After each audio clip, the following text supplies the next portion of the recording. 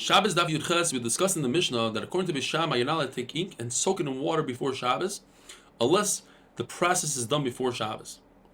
Obviously, Beis Shammai hold the only thing that's usher to do before Shabbos is something that's usher to do on Shabbos. Now, soaking ink doesn't involve any hand movements. You don't have to knead the ink. Therefore, the Gemara assumes that this goes according to Rebbe. Rebbe holds that the Isser of Lisha, kneading on Shabbos, applies even if you just introduce water to flour without kneading it with your hands. Even if you introduce water to ashes. And according to Rabbi Yossi, Lisha is when you do it with your hands. You knead the dough. You take the water and the flour and you knead it with your hands. So our mission doesn't go according to Rabbi Yossi. The Gemara says no, perhaps even Rabbi Yossi would admit in an object, in an item that doesn't require kneading, such as ink and such as ashes, you don't have to knead it. Just introducing the water is enough. So why does Rabbi Yossi say that you have to knead ashes? The answer is perhaps he never said ashes. He said offer. And we're reading it afer. You could confuse the two. The Gemara tells us there are other halachas of things that you could do before Shabbos. You're allowed to make a ditch to bring water from a water source to your field, even though it will continue on Shabbos. You're allowed to put fragrance under your clothing before Shabbos, even though it will continue on Shabbos. You're allowed to put sulfur under your silverware in order to create some coloring for the silverware, even though it will continue into Shabbos. What you're not allowed to do is put wheat in a watermill.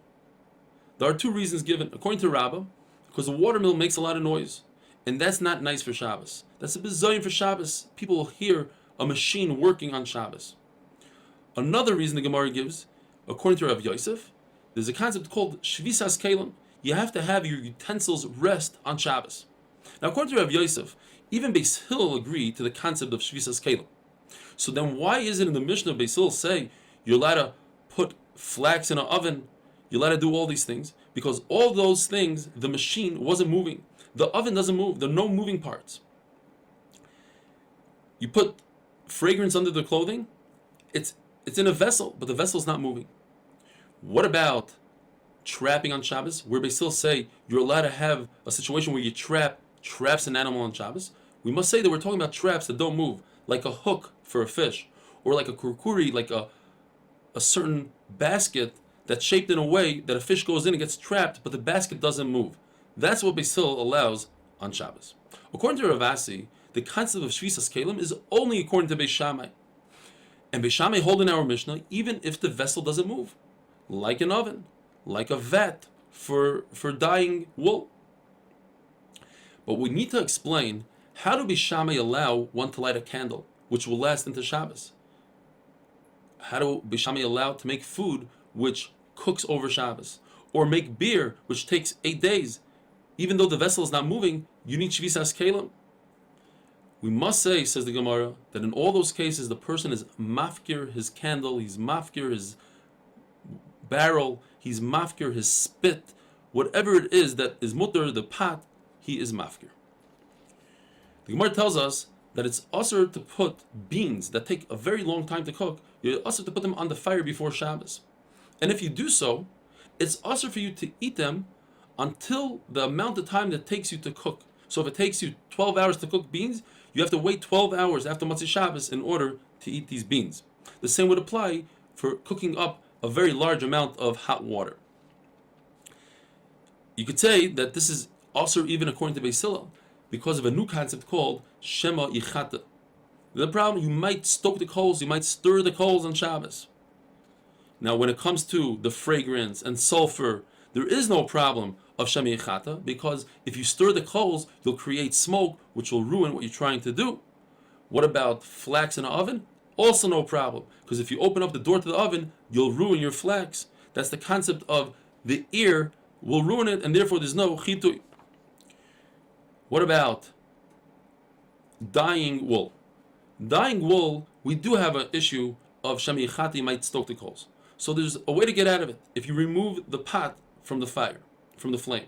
But there's another issue. Even if you remove the pot from the flame, there's a problem of hagasa. You might stir the pot. The way to get over that problem is if you seal the pot with cement or something else.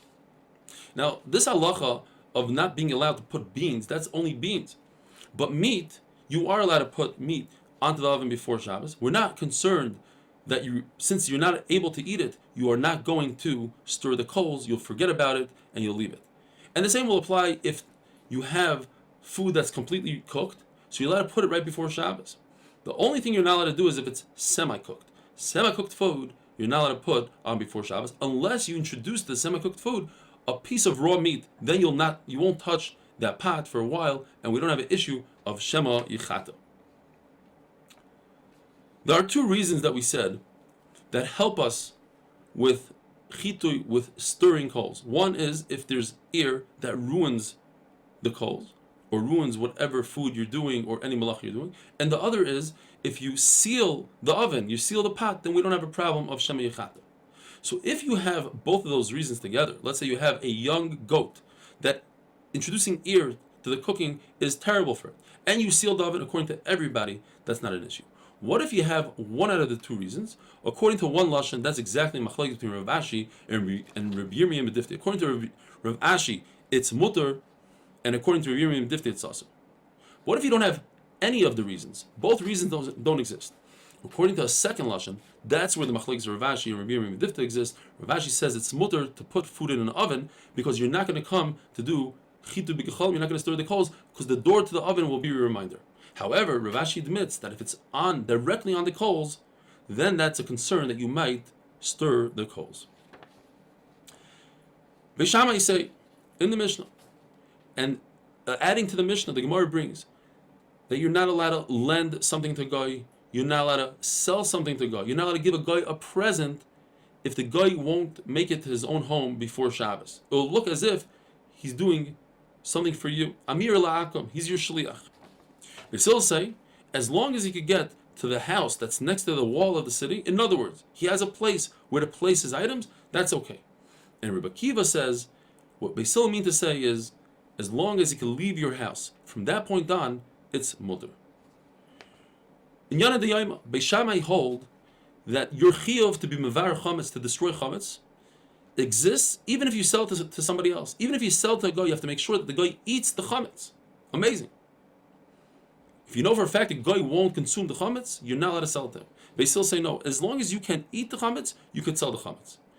And Rabbi Yehuda, who holds like Rabbi Shammai, that you can't sell chametz to a guy as long as you know that he's not going to consume it.